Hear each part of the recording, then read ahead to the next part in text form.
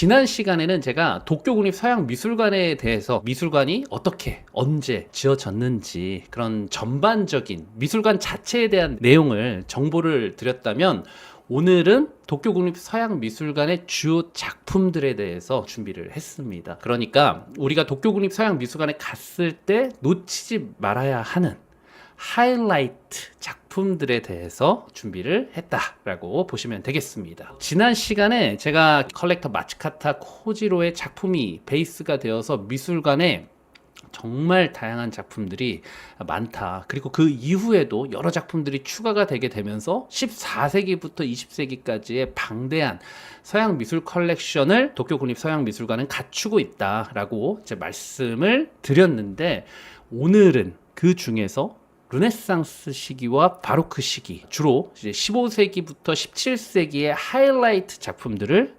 준비했다라고 보시면 되겠습니다. 자, 그래서 오늘 제가 첫 번째로 소개를 해드리고 싶은 작품은 바로 루카스 크라나흐의 겟세마네의 기도라는 작품입니다. 독일 르네상스 시기에 활동했었던, 뒤로와 함께 독일 사람들이 가장 자랑하는 화가라고 보시면 되겠습니다.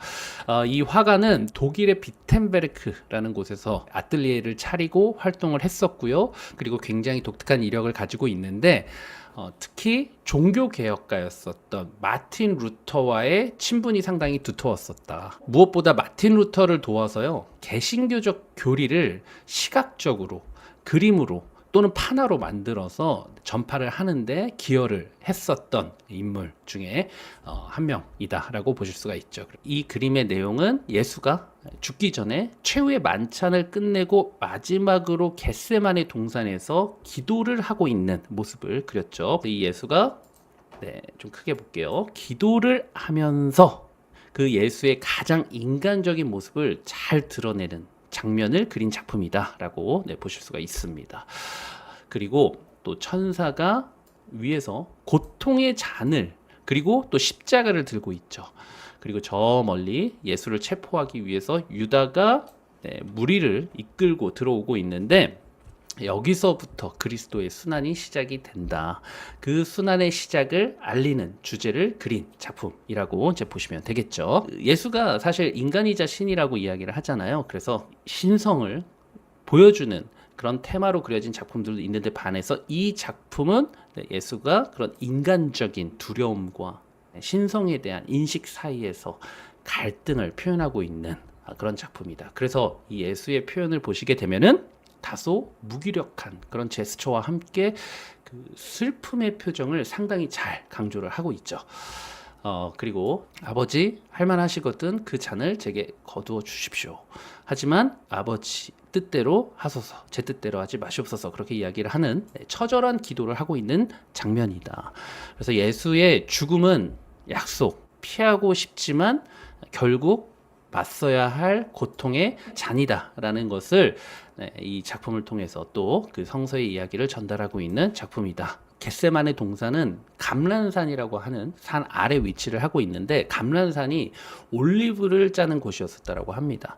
그래서 올리브의 진액을 다 짜고 나면은 십자가 죽음에 대한 준비, 그러니까 최후의 순간, 마지막 기도를 정말 절실하게 하고 있는 그 장면을 극적으로 사람들한테 전달하기 위해서, 그 순간의 감동을 전달하기 위해서 그린 성화라고 보시면 되겠죠. 특히 이 작품에서 가장 우리가 눈여겨봐야 되는 것은, 루카스 크라나흐가 누드 그림도 그리고 신화, 다양한 그림을 그렸었지만 풍경화를 많이 그렸었다. 오스트리아 쪽에서 활동을 하면서 자연스럽게 마주치는 그 자연들의 아름다운 특징들을 자신의 그 회화에다가 저 멀리 보이는 생생하고 신비로운 느낌의 노란색과 주황색으로 잘 혼합돼서 표현된 배경을 그렸고, 그런 배경을 통해서 여러 감성적 느낌을 자아내고 있다. 그런 효과로 배경을 잘 활용한 그림이다라고 보시면 되겠죠. 우리 보통 인간들이 항상 밤이나 새벽에 상념이 많아지잖아요. 그러니까 예수의 모습을 새벽의 빛과 함께 구세주의 고통에 대한 공감을 불러일으키기 위해서 표현을 남긴 작품이라고 보시면 되겠습니다. 그래서 오늘 제가 첫 번째로 소개시켜 드린 작품은 루카스 크라나흐의 작품이었었고, 또 두 번째 작품도 루카스 크라나흐의 작품을 준비를 했습니다. 한번 자, 바로 두 번째 작품은 루카스 크라나흐의 유디트라는 작품입니다. 이 그림은 좀 느낌이 세죠. 아까와는 사뭇 다른. 근데 이 작품이 루카스 크라나흐의 그 예술적 특징을 가장 잘 반영하고 있는 가장 대표적인 작품이라고 보실 수가 있습니다. 실제로 이 작품은요, 굉장히 자주 그렸었던, 저는 이 작품을 빈 미술사 박물관에서도 봤었고, 그리고 또 독일 뮌헨의 알테피나코테크 미술관에서도 본 적이 있습니다. 그래서 상당히 이 루카스 크라나흐가 즐겨 그렸었던 주제라고 보실 수가 있는데, 유디트는요, 이미 아시는 분들도 계시겠지만 아주 아름다운 여인이었었고요. 그 미모와 그리고 술로 적장 홀로페르네스를 취하게 하고 그 머리를 참수했었던, 그리고 그 홀로페르네스의 머리를 들고 자신의 고향으로 들고 가서 유대 민족의 사기를 올리고 그리고 전쟁에서 승리를 하게끔 했었던 유대인들의 영웅이라고 보시면 되겠습니다. 그리고 이 그림은 루카스 크라나흐의 중심 테마 중 한 작품으로 1530년대 이 그림을 그렸다라고 하는데, 이 루카스 크라나흐는 독일 쪽 인물이라고 말씀을 드렸는데 루터교 인물이었었고요. 그리고 당시 그 시기가 1530년대 캐톨릭 쪽이었었던 신성 로마 제국의 황제 까를 5세가 프로테스탄트들의 교리들을 막 금지를 하고, 그리고 종교적으로 이 가톨릭으로 통일을 유지하기 위해서 굉장히 이 유럽에다가 압력을 가하던 그때, 그에 대응해서 이 독일의 개신교도 선제후들이 1531년도에 독일의 슈말카덴이라는 지역에서 서로가 서로를 보호하기 위한 연맹을 결성했다라고 하죠. 그래서 당시에 개신교 선제후들의 이념과 목표를 홍보하기 위해서 그린 바로 작품이라고 보실 수가 있고요. 이 루카스 크라나흐가 워낙 본인이 마틴 루터랑 굉장히 가까운 그런 친구 사이였었잖아요.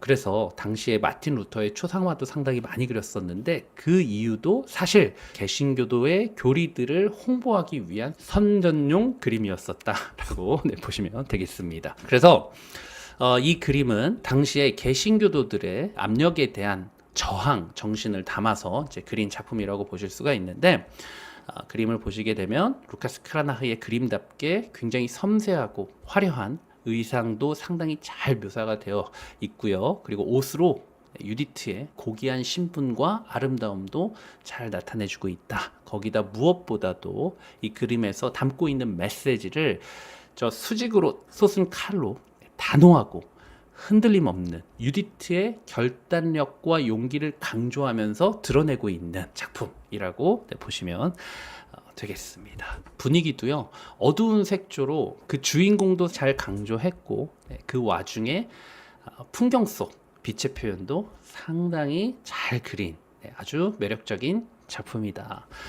그리고 이 유디트라는 주제가 화가들한테 상당히 매력적인 주제잖아요. 그 드라마틱한 요소를 가지고 있기 때문에. 그래서 루카스 크라나흐의 중심 주제 중에 하나였었고, 뭐 뿐만 아니라 까라파초라든지 아르템시아 젠틸레스키, 그리고 훗날에 구스타프 클림트와 같은 화가들도 즐겨 그렸었던 주제다 라고 이제 보시면 되겠습니다. 자, 그래서 두 번째 그림으로 제가 루카스 크라나흐의 홀로페르네스의 목을 들고 있는 유디트를 보여드렸고요. 그리고 또 눈에 딱 잘 들어오는 작품이 하나가 있죠. 세 번째로 준비한 작품입니다. 한 남성의 초상을 그린 작품을 보실 수가 있는데, 이 그림은 사실 한동안 15세기에 활동했었던 플랑드르 지역 쪽 로이어르 판드르 베이던의 작품으로 알려진 그림이라고 보시면 되겠습니다. 현재는 그 추종자나 동료가 그렸을 것이다 라고 추측을 하고 있습니다. 대략적으로 이 그림은요 1430년대 그려진 그림으로 알려져 있고요. 그리고 로이어르 판드르 베이던의 예술적 특징을 잘 본받아서 그렸을 것이다 라고 추정하고 있는 그림이죠. 그만큼 당시, 그러니까 15세기 이때의 로이어르 판데르 베이던이라는 인물이 플랑드르 지역 쪽에서 표본이 될 정도로 중요한 인물이었었다라고 보실 수가 있죠. 지금의 플랑드르 지역 쪽이 어디냐면 벨기에 네덜란드 쪽을 의미를 하고 있는데 벨기에 북부 쪽에서 출생을 했고요. 그리고 르네상스 초기 시기에 활동했었던 화가다. 그리고 북부 르네상스 화가를 대표하는, 그러니까 얀 반 에이크와 함께 15세기 초에 북유럽 회화를 비약적으로 발전시킨 굉장히 중요한, 특히나 플랑드르 입장에서는 중요한 아티스트, 예술가다라고 이제 보시면 되겠죠. 뿐만 아니라 유화 기법을 이탈리아 쪽으로 전파한 인물 중에 한 명으로 서양 미술사에서 통틀어서도 얀 반 에이크와 비견되면서 상당히 중요한 인물로 꼽히는 아티스트다. 당시에 그 벨기에 네덜란드 지역의 도시들이 부르고뉴 지배자들에게 통치를 받는데, 그 시기에 유독 상업적으로 도시들이 번영을 하고, 그때 상당히 풍부한 예술적 표현들이 뭐 브리에라든지 그리고 안트페르펜 그리고 브뤼셀, 겐트와 같은 지역 쪽에서 막 등장을 하게 되는데, 그 중심에 있었던 화가가 바로 로이어르 판데르 베이던이다 라고 보실 수가 있고요. 그리고 이 그림은 오랫동안 판데르 베이던의 작품으로 알려져 있었지만 지금 현재는 판데르 베이던의 표현 방식에 본받은 그림으로 알려진 작품이라고 보시면 되겠습니다. 근데 우리가 이 플랑드르 지역 쪽의 예술적 특징에 대해서도 좀 알아볼 필요가 있는데, 이 플랑드르 화가들은요, 극도로 사실적인 그림에 상당히 집착했었던 그런 표현 방식을 가지고 있었다라고 보실 수가 있고, 당시에 그 브리에나, 겐트, 안트페르펜과 같은 이 도시들이 워낙 상업 도시들이었었잖아요. 그러다 보니까 그만큼 사람들이 상당히 현실적이고 경험적인 측면을 선호했었다. 그러다 보니까 사실주의적인 그런 그림들이 상당히 많이 나왔었다. 그게 이탈리아 회화 그리고 이 북부 르네상스 시기의 회화랑 크게 다른 지점이다라고 보시면 되겠죠. 그래서 이 그림도 사실주의가 많이 반영이 된 작품이라고 보실 수가 있는데, 하지만 로이어르 판데르 베이던이나 얀 반 에이크에 비하면 살짝 얼굴도 좀 평면적이고, 그리고 손이나 귀의 표현이 다소 정교하지 못하다라는 평가도 받고 있습니다. 그래도 여러 부분 고려했었을 때 상당히 잘 그려진, 그리고 지금까지 잘 보존되고 있는 작품이라고 보시면 되겠습니다. 또 이제 네 번째로 소개를 시켜드리고 싶은 작품은 이탈리아 쪽으로 넘어가서 또 아주 중요한 인물의 작품이죠. 바로 야코포 델 셀라이오의 봉헌의 알타피스라는 작품입니다. 이 부제가 성모 마리아 그리고 성 요한과 기부자들이라고 하고요. 이 그림은 1480년대 그려진 작품이다. 그래서 딱 이탈리아의 그 르네상스의 막 정점에 치닫고 있었던 시기에 그려진 작품이라고 보실 수가 있고요. 요 야코포 델 셀라요라는 화가도 이탈리아 르네상스 시기에 피렌체에서 주로 활동했었던 화가다라고 보시면 되겠죠. 그래서 1480년대면은요, 어떤 예술가들이 주로 활동을 하고 있었냐면은 바로 르네상스를 대표하는 산드로 보티첼리라든지 레오나르도 다빈치 그리고 미켈란젤로와 같은 예술가들과 같은 시기에 활동을 했었다라고 보시면 되겠고, 이 작품은 야코보 델 살라이오가 본래 종교적 주제를 상당히 많이 그렸습니다. 그래서 이 작품 역시도 재단화 스타일로 그려진 꽤 사이즈가 큰 작품이고요. 그리고 르네상스 스토리텔링 기법을 상당히 잘 보여주고 있는 그런 그림이다라고 보시면 되겠습니다. 그래서 그림 자체는요, 요 그림을 주문한 주문자가 그림에 등장을 하죠. 그래서 요 남성이 아마 주문자일 것이라고 추정을 하고 있고, 주문자가 그 자신의 아내와 딸의 영혼을 위해서 교회에 헌정하려고 주문한 그림으로 추정을 하고 있습니다. 그래서 요 앞에 시신이 보이는데 죽은 모녀의 시신이라고 보시면 되겠고, 그리고 뒤에서 성모 마리아가 그 아버지, 그러니까 이 그림 주문자를 위로하고 있고요. 그리고 성 요한이 반대편에서 그 아들을 위로하고 있는 장면을 그리고 있다. 그리고 이 그림에서 독특한 점은요, 배경이 피렌체라는 것. 그래서 배경은 피렌체로 네, 요 뒤에 흐르고 있는 강이 아르노 강이 있죠. 그리고 그 당시에 아르노 강을 가로지르는 네 개의 다리가 그림 속에서 보이고 있다. 그리고 여기 보시면은 요게 아마도 두오모 성당의 돔도 보이고 있다라고 이제 보시면 되겠습니다. 그래서 1479년 큰 피렌체의 흑사병이 몰아치게 되는데 그때 이 두 모녀가 사망을 했고, 그래서 주문자가 그들의 영혼을 위해서 이 야코포 델 셀라이오에게 주문한 그림으로 알려져 있죠. 그리고 이 그림에서 보시게 되면은 양쪽에 요 언덕이 있는데 그 언덕에 8개의 작은 성경과 성인들의 이야기, 장면들을 또 배치하고 있다라는 것이 특징입니다. 이런 부분이 바로 르네상스 시기의 스토리텔링 기법을 잘 드러내고 있는 부분이라고 보실 수가 있는데, 우선 중앙에는요, 성부, 그리고 성자, 예수님, 그리고 성령, 그러니까 성삼위일체를 보여주고 있고, 그리고 왼쪽에 보시게 되면은 가장 꼭대기에 아들을 제물로 바치고 있는 아브라함의 모습을 그렸죠. 그래서 이삭의 희생을 보여주고 있고요. 그리고 그 반대편에는 딱 십계를 받아들고 있는 모세를 그리고 있고, 그리고 그 아래 아브라함 밑에는 선한 사마리아인이 강도를 만나서 죽어가는 사람을 낙타 등 위에 태워서 구하는 장면을 그리고 있다라고 보실 수가 있고, 그리고 그 아래는요, 그리스도와 세례 요한의 만남을 그리고 있고, 그리고 또 그 옆에는 성 아우구스티누스 환상을 보고 있는 장면을 이제 보여주고 있고요. 그리고 그 옆에는 바로 천사를 만나고 있는 토비아 장면을 보여주고 있고, 그리고 여기 또 작게 표현이 됐죠.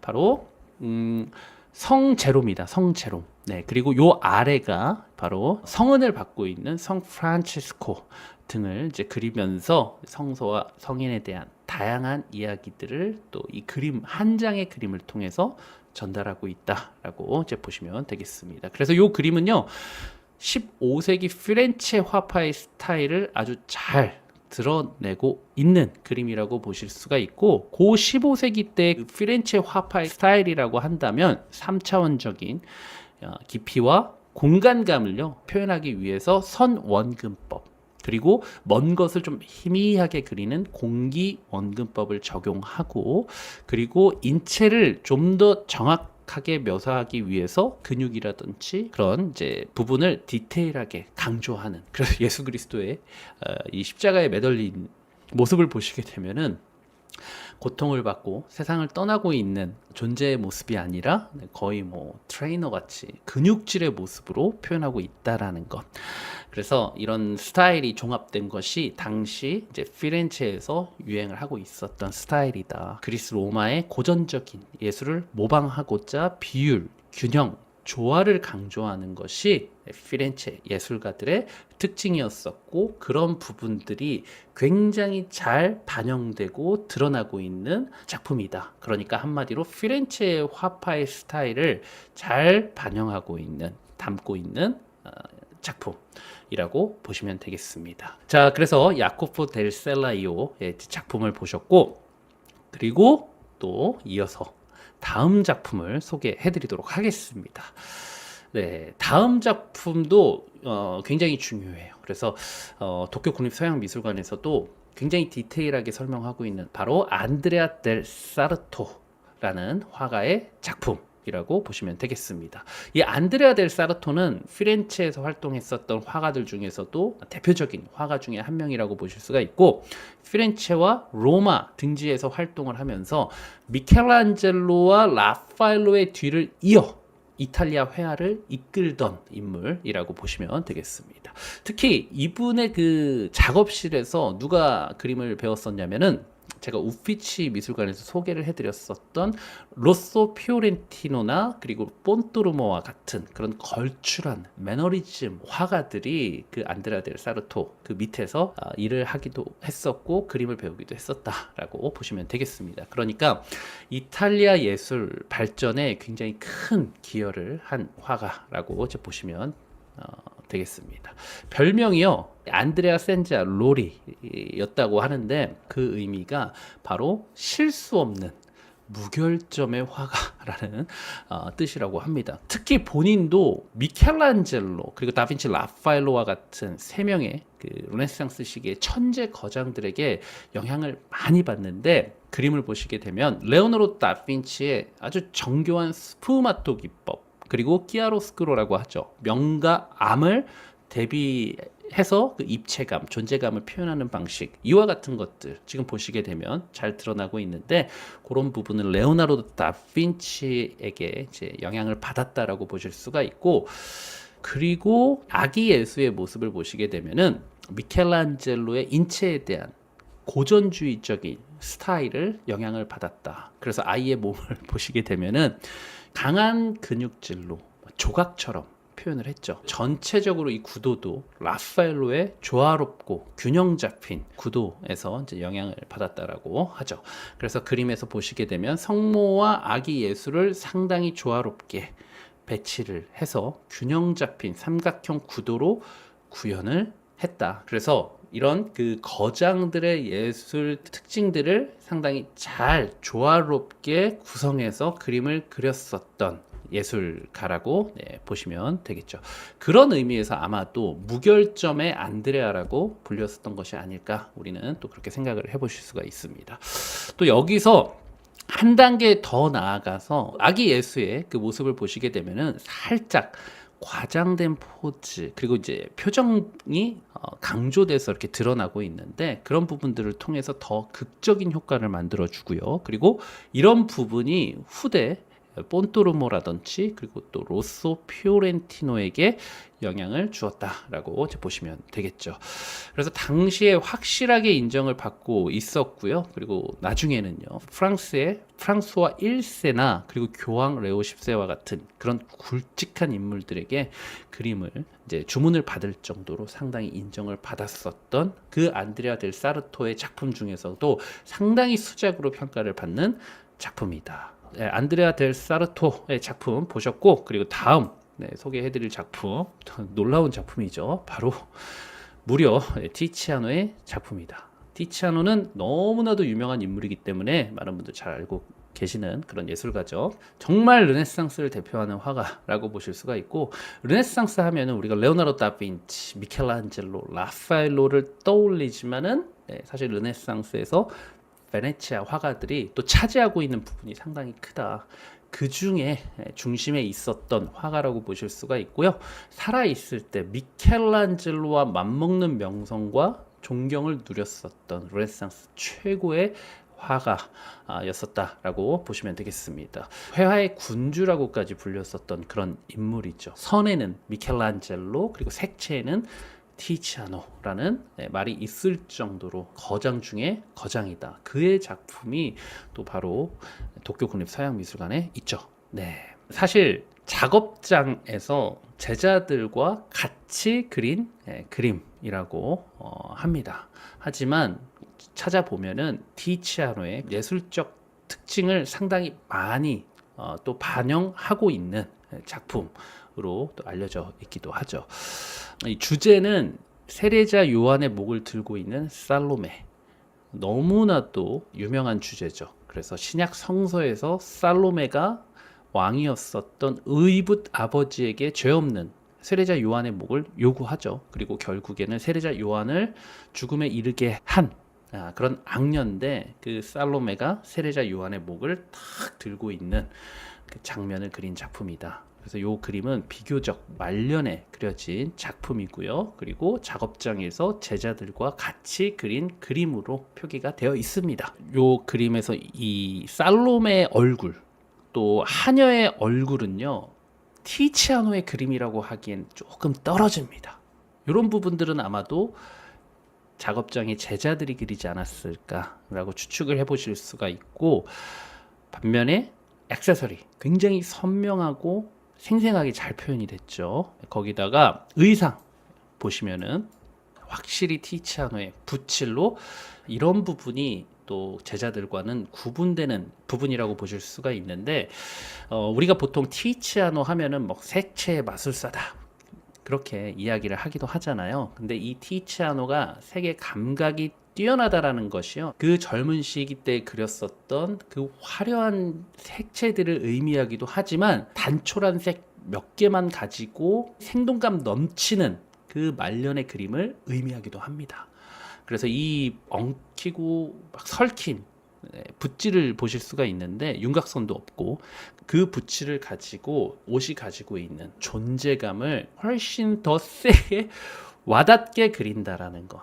거기에 또 명과 암을 통해서 입체감까지 확 살리는 이게 바로 대가의 손길인 것이다 라고 보실 수가 있는 거죠. 티치아노기 때문에 그릴 수 있는 표현. 그러니까 이 그림에서 우리가 주목해야 되는 부분은 살로메의 얼굴이 아니라 액세서리 그리고 이 얽히고 설킨 붓칠이다라고 이제 보시면 되겠습니다. 그냥 쓱쓱 몇 번 붙어치기 툭툭 던지듯이 그리는데 그 자체에서 느낌을 완전히 살리고 관객들을 몰입시킨다. 이게 바로 티치아노의 매력이다. 라고 보시면 되겠죠.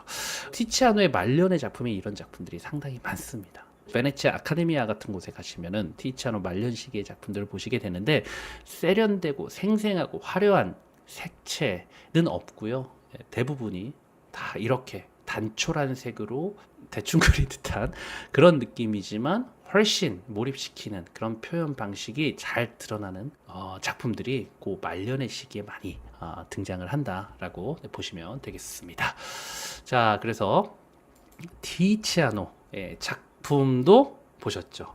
옷의 표현이 확실히 멋지시다고 맞습니다. 자, 그리고 또 바로 이어서 소개를 해드리고 싶은 아티스트와 작품은요, 바로 파울로 베로네체의 성녀 카타리나의 신비로운 결혼이라는 작품입니다. 대단하죠? 베네치아를 대표하는 예술가들 지금 2명이나 나왔습니다. 그래서 이 파울로 베로네체도 베네치아에서 활동했었던 화가로 티치아노 그리고 틴토레토와 함께 베네치아를 대표하는 화가였었다라고 보실 수가 있는데 티치아노보다 한 세대 뒤에서 활동을 했었고 그리고 여러 부분 티치아노에게 지도와 후원을 받았었던 화가라고 보시면 되겠습니다. 그래서 확실히 티치아노의 젊은 시절처럼 색채가 유명하고요. 그리고 티치아노보다도 더 밝고 생생한 색채를 사용해서 자신만의 독자적인 스타일을 개발했었던 화가로 잘 알려져 있다라고 보시면 되겠죠. 그리고 무엇보다 사실 이 그림에서는 드러나지 않는데 이 베로네제의 가장 예술적 큰 특징이라고 보신다면 베네치아의 호화로웠었던 건축을 배경으로 하는 굉장히 장중하고 화려한 스타일을 만들어낸 화가라고 보실 수가 있죠. 그런 배경은 티치아노보다는 오히려 베네치아의 대표적인 건축가 팔라디오에게 영감을 많이 받았었다고 하고요. 그런 특징을 가지고 주로 귀족의 별장의 내부에 화려한 프레스코화를 주로 많이 그렸었는데 그러다 보니까 정말 대형 사이즈의 작품들이 많은데 베네치아 아카데미아에 가시면 진짜 압도적인 작품을 만나실 수가 있습니다. 레위가의 향연이라고 하는 그런 작품도 나중에 이탈리아 가시면 놓치지 마시기를 추천드리고요. 그리고 그런 화려한 배경에 어울리는 등장인물의 옷감이라든지 그리고 보석 거기에 공간을 새롭게 창조하는 화려함을 통해서 새로운 스타일을 열었다라는 평가를 받는 아티스트다라고 보실 수가 있죠. 하지만 이 그림은 베로네제의 비교적 초기의 작품입니다. 그래서 베로네제만의 공간적인 표현은 드러나지 않는다라는 것. 전성기 시기 때의 작품들에 비해서는 좀 단촐한 느낌이다. 그렇지만 확실히 등장인물들의 옷감이라든지 색채 그리고 액세서리의 표현은 베로네제만의 확실한 스타일을 잘 담고 있다라고 보시면 되겠습니다. 이 그림은요, 베로네제가 자주 그리던 주제예요. 성녀 카타리나의 신비의 결혼식이라는 작품입니다. 그래서 같은 주제로 베네치아 아카데미아에 가셔도 보실 수가 있죠. 성녀 카타리나는요, 아름다운 보석들과 옷으로 치장을 하고 있는 여인이죠. 이 성녀 카타리나는 어느 날 성모 마리아 앞에서 그리스도와 결혼하는 환상을 보게 됩니다. 이후에는 이제 하나님께 자신의 삶을 봉헌하기로 다짐을 하고 평생 순결을 지키며 살다가 순교한 여인이다라고 보시면 됩니다. 그래서 그림을 보고 있으면은요, 성모의 품에 안겨 있는 아기 예수가 성녀 까타리나에게 기울어져 있고요. 그리고 성녀 까타리나는 손을 뻗어서 아기 예수의 몸을 만지면서, 그리고 한 손은 겸손의 제스처로 가슴 위에 얹고 있는 모습을 그리고 있다라고 보시면 되겠고, 뒤에 등장하는 인물은 당연히 성모 마리아의 배우자인 성 요셉과 성모 마리아다라고 보시면 되겠고요. 그리고 왼쪽에 아이가 보이는데, 아이는 바로 먼 훗날 그리스도를 세례할 세례자 요한의 모습을 그리고 있다. 그리고 옆에 아기 양이 있죠. 양, 어린 양은 그리스도의 희생을 상징하면서 동시에 인간을 위해 제물이 되는 예수의 순환과 바로 죽음을 예고하는 상징이다라고 보시면 되겠습니다. 그런데 그 위에 재미난 표현이 있는데, 문장의 표현이 보이죠. 보시게 되면은 요 상단에 그 문장을 자세히 들여보시게 되면은 두 귀족 가문의 문장을 합친 것이죠. 그래서 하나는 뭐랄까요, 탑 같은 게 있고 하나는 소나무입니다. 그래서 두 가문 출신 자제들의 결혼식을 기념하기 위해서 주문된 그림이라는 거, 그렇게 추정을 하고 있습니다. 거기에 어린 양이 등장을 하는데, 그 어린 양 제가 아까 말씀드렸죠. 어린 양은 고통과 순환과 죽음을 예고한다고.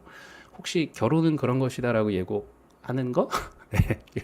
농담입니다. 바로 예수의 순환과 죽음을 예고하는 상징이다라고 보시면 되겠습니다. 개그한 거예요. 자, 어쨌든 요 작품은 베로네제가 20대 초반 예술가로서 당시에 초기에 그려진 작품. 그래서 인물들의 자세라든지 이런 게 사실은 살짝 어색함이 있다라고 합니다. 하지만 주홍색, 녹색, 오렌지색 이런 컬러들을 굉장히 잘 조합해서 훗날 색채의 대가로 발전하는 미래를 예견하고 있는 그림으로도 그렇게 평가를 받고 있죠. 네, 그렇습니다. 네.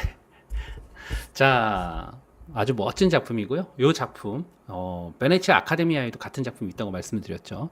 베네치아에 있는 그림 같은 경우는요, 배경이나 등장인물들 이런 게 훨씬 더 색채가 화려하고 그렇습니다. 그리고 아기 예수가 성녀 카타리나를 이렇게 쓰다듬고 있는 장면이 아니라 반지를 끼워주고 있는 장면으로 좀 다르죠.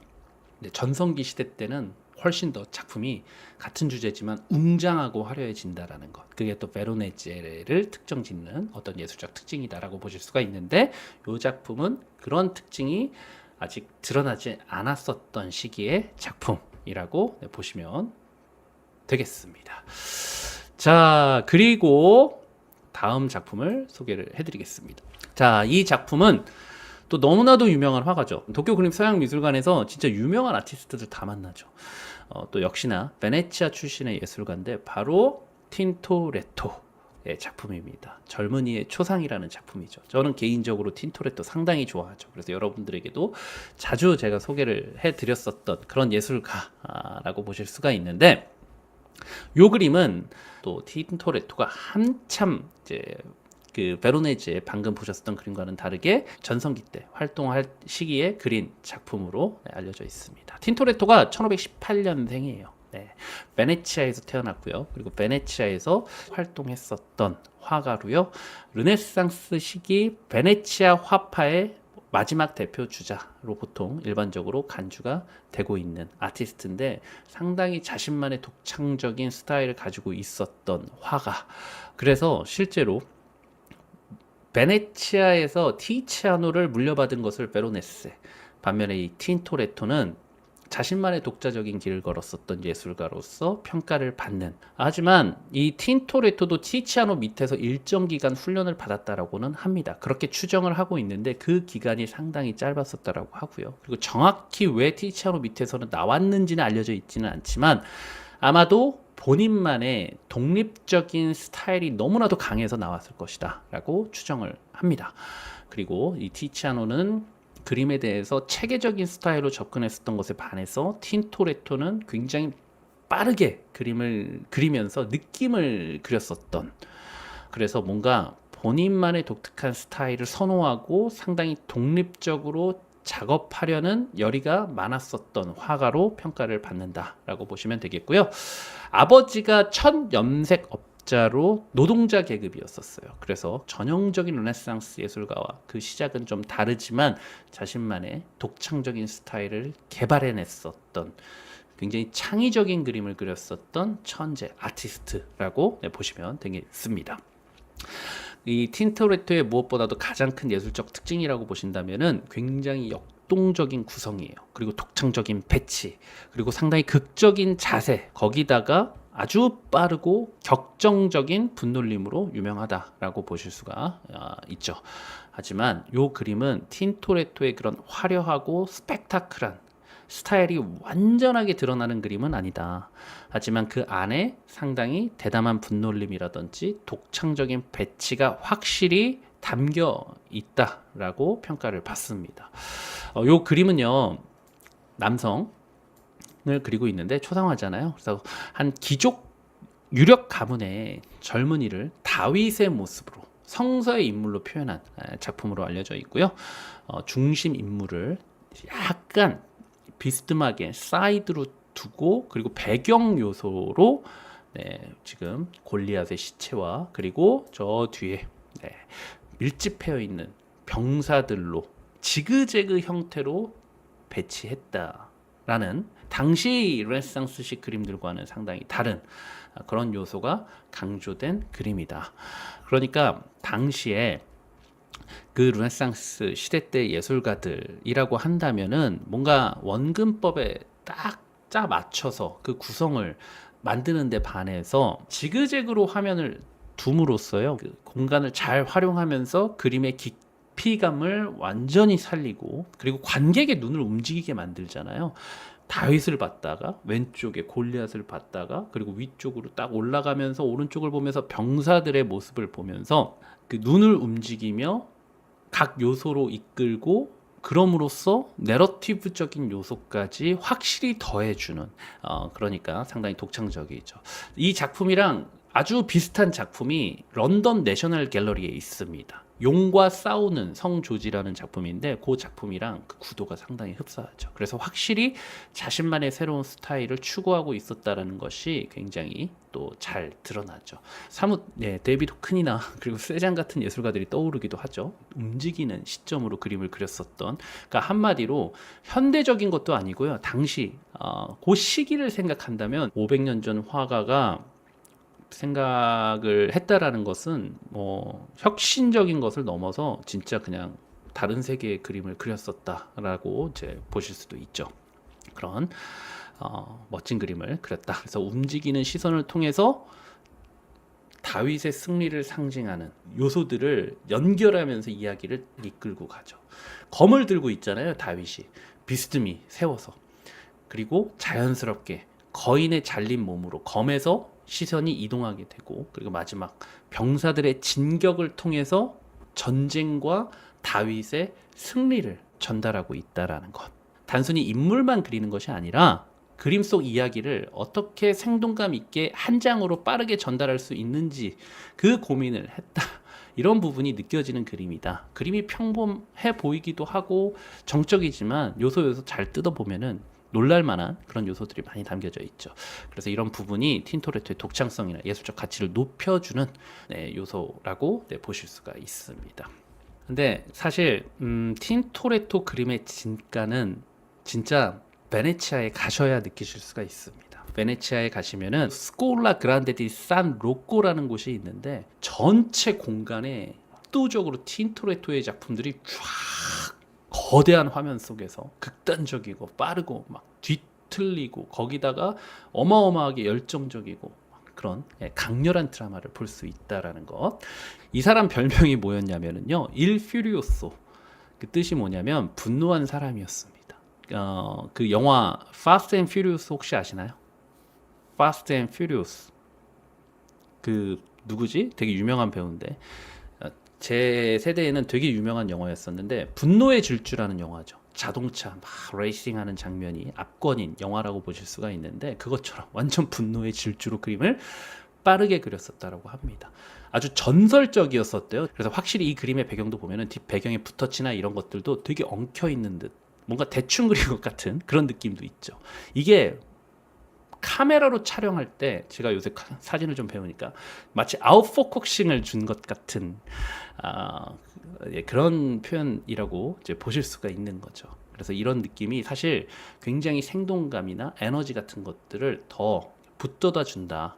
네, 라고 보시면 되겠죠. 다음 작품을 소개를 해드려야 되죠. 이 작품 진짜 멋진 작품이라 빨리 소개를 해드리도록 하겠습니다. 오늘의 마지막 작품으로 바로 엘 그레코의 십자가에 매달린 그리스도다. 이 작품 진짜 너무나도 멋진 작품이죠. 제가 화가 자체보다도 이 작품을 제가 좋아합니다. 엘 그레코는 너무나도 유명하니까 아시는 분들 많으실 거라는 생각이 드는데, 과거 베네치아 공국의 지배를 받고 있었던 그리스의 크레타 섬 출신입니다. 그래서 이름이 엘 그레코죠. 그러니까 그리스인이라는 그런 뜻을 가지고 있는 거죠.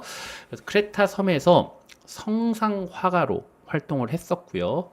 그리고 베네치아에서 르네상스 회화의 핵심 기술을 배우고자, 그리고 베네치아로 넘어와서 그림을 배우기도 했었고, 또 로마에서 활동하면서 로마의 르네상스도 습득을 했었던, 그리고 마지막으로는 스페인으로 가서 자신만의 독창적인 예술 세계를 만들어냈었던, 이력 자체도 그림만큼이나 상당히 독특했었던 화가라고 보시면 되겠습니다. 이 엘 그레코에 대해서 전해지는 이야기가 꽤 많은데, 이 예술가도 굉장히 개성이 강하고요. 그리고 독창적인 그런 예술적 비전을 가지고 있었다 보니까 티치아노의 전통적인 방식과 마찰이 있어서 로마로 갔고, 또 로마에서도 자신만의 또 이 스타일에 사로잡혀서 이상한 소리를 하고 다니는 바람에 거의 매장되다시피 했었던, 당시에 로마로 가서 그 교황이 원한다면 자신이 시스틴 체프에 있는 그 유명한 인류 최고의 작품 중에 하나로 손꼽히는 미켈란젤로의 천지창조보다 더 뛰어난 그림을 그리겠다, 그렇게 주장을 하다가 결국에 로마 예술계에서 따돌림을 당하다가 스페인으로 이주했다라는 이야기가 있습니다. 그러니까 당시 미켈란젤로는 사실 절대적인 존재였었죠. 추앙을 받고 있었는데 거기다가 뭐 미켈란젤로는 과대평가받았다라는 등 그런 공개적으로 비판을 하고 다니다가 어쩔 수 없이 일거리도 안 들어오고, 그래서 스페인으로 이동을 한 그런 일화, 물론 추정이긴 하지만 그런 이야기가 있는 아티스트라고 보시면 되겠습니다. 그래서 굉장히 독특한 라이프를 살기도 했었고, 그만큼 그림도 독특하죠. 사실 엘 그레코가 활동했었던 시기에 보시게 되면은 이런 색채나 이런 느낌의 그림은 이탈리아에 존재하지 않았다라는 것. 뭔가 되게 비현실적인 느낌 들지 않으세요? 색채 때문에 초자연적이고 굉장히 영적인 느낌이 강하게 느껴지는데, 거기다가 짙은 다크한 분위기에 또 그 먹구름 사이를 탁 찍고 세워서 나오는 빛까지, 그렇게 빛으로 만들어내는 강한 대비까지, 진짜 정말 초월적이고 굉장히 초현실적인 느낌이 강한, 지금 봐도 상당히 멋진 그런 현대적이고 세련된 느낌의 그런 느낌이 반영되고 있는 작품이라고 보실 수가 있는데, 이게 아마도 이분께서 그리스, 그리고 베네치아, 로마, 스페인까지 다양한 곳에서 다양한 예술을 마주치고, 그리고 다양한 스타일을 습득하면서 그런 여러 경험을 했기 때문에 나온 그만의 스타일이 아닌가라는 생각이 들죠. 굉장히 초월적인 스타일이 나와버렸다라는 것. 그래서 그림을 보시게 되면은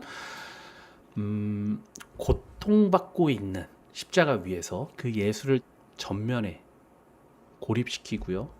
그리고 인류의 구원에 대해서 더 깊게 성찰하게끔 강렬하게 관람자들을 끌어들이고, 거기에 뒤틀리는 예수의 육체와 또 마지막으로 하늘을 올려다보는 그 모습에서 고통을 초월하고 있는 그 예수의 모습을 아주 숭고하게 표현하고 있다라는 것. 이런 건 진짜 정말 탁월한 융합에서나 나올 수 있는 스타일이라고 보실 수가 있죠. 굉장히 멋있죠. 배경, 그리고 예수의 저 모습, 그 안에 숭고함까지. 네. 우리가 후대에 이런 엘그레코의 스타일에 대해서 매너리즘이라고 부르는데, 그 매너리즘의 의미가 사실은 근본적인 아름다움을 이해하지 못하고 기교나 스타일에 치중했다라고 다소 비판적인 평으로 엘그레코를 오랫동안 한정지었었지만, 사실 이 엘그레코는 정말 독특한, 그리고 스타일리시한 역작을 만들어낸 천재 예술가가 아닌가라는 그런 생각을 하기도 했습니다. 정말 저는 또 특히 저 배경이 상당히 멋있습니다. 저 배경, 또 저 비슷한 그림이 있죠. 엘그레코가 그린 작품 중에 그 똘레도의 풍경, 맞나요? 그 제목이 아마 제목이 그럴 겁니다. 그 똘레도의 그 뷰를 그린 작품이 있는데, 거기에서도 이런 먹구름이 한 번 더 등장을 하죠. 이 뒤에 배경도 진짜 너무 멋있죠. 되게 영적이고 초월적인 느낌이 강조된 굉장히 멋진 작품이다. 네, 그래서 이 작품은 도쿄 국립서양미술관뿐만 아니라 일본 전체에서 굉장히 아끼는 그런 소장 작품이라고 보실 수가 있습니다. 자, 사실 오늘 준비한 내용이 더 많은데 굉장히 많은 작품들이 더 있습니다. 네. 로벤스라든지 귀도 레니, 그리고 클로드 로렌과 같은 예술가들의 작품들까지 준비했는데, 다 작품을 다루게 되면은 거의 한 2시간은, 이 페이스면은 2시간은 걸릴 것 같네요. 오늘 제가 워낙 좋아하는 작품들이 많이 나왔기 때문에 좀 시간이 길어진 것 같습니다. 네, 그래서 오늘 마지막 작품으로 이 엘그레코 작품까지 소개를 시켜드리고 여기서 시간을 마무리하고자 합니다. 네.